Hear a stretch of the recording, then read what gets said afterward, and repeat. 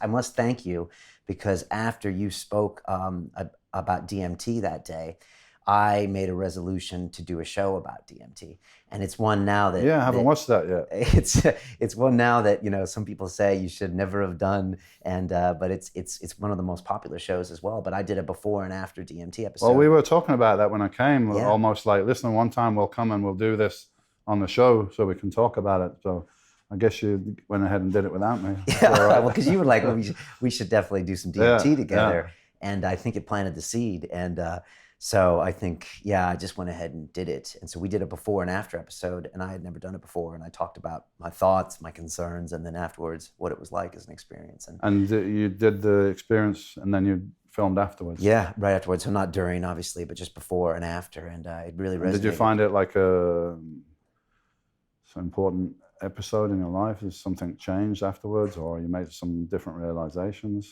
I had had 3 ayahuasca ceremonies before that, and so I had already had some experience, with a real heavy, obviously a DMT compound in a different form. Yeah. So I found this one different. I know you found it very powerful. I found my ayahuascas seemed to be more memorable for me, but I only did it that once. But it was still very evident to me that there is obviously another plane. There are a lot of other things going on that we don't know about, and you get there in about 5 minutes. Yeah, well, what I got is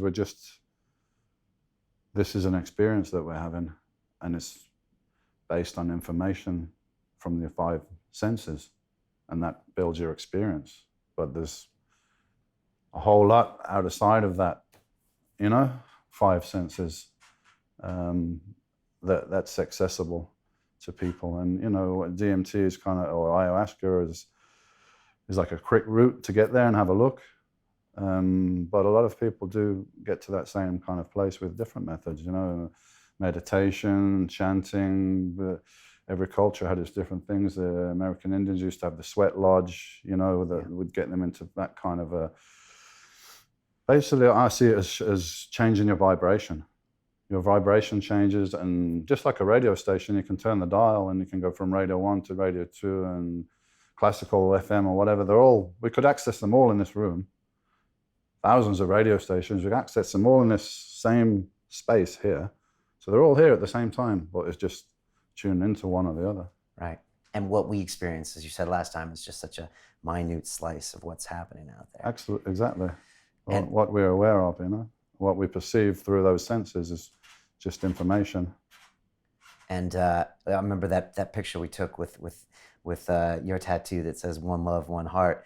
You were saying with your DMT experience that you really kind of noticed that we are all one, and one is everyone. Yeah, it's like one consciousness having billions of different experiences at the same time, but it's coming from the same source. So once you come to that realization, then there's no point kind of fighting with people and getting angry, because it's just like you're fighting with yourself, but you're in a different place.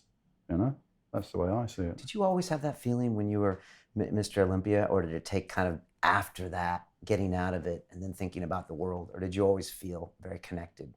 To watch the rest of this fascinating interview, click on the link below and go to londonrealacademy.com. There you can sign in with your social media, log in and watch the rest of the episode for free, along with all of our episodes on London Real, my webinars, and all of our premium content, all located over at londonrealacademy.com. So click on the link below, you'll be directed there, and you can watch the rest of this fascinating interview, and I'll see you there.